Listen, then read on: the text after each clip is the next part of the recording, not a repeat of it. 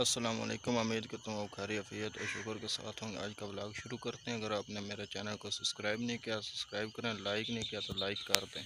बंदम काटी गई है, ये देखें वो चापर वगैरह थोड़ी बना रही है। एक वो है, एक वो लगी हुई है। ये देखें दूसरे ट्राली ट्रैक्टर इधर खड़े हुए हैं साथ। ये देखें कैसे बनाते हैं। वो ख़राब हो गया, उसको पता नहीं क्या हुआ, वो ख़राब हो गया। ये देखिए अब चल गया साथ।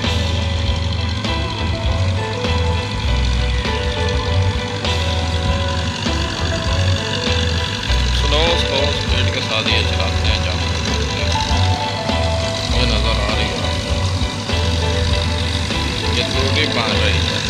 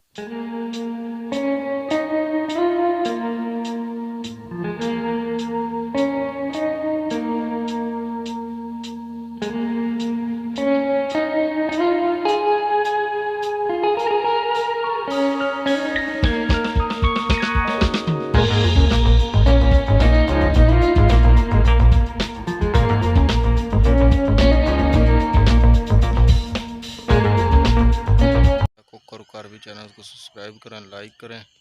हंसते रहें, बसते रहें।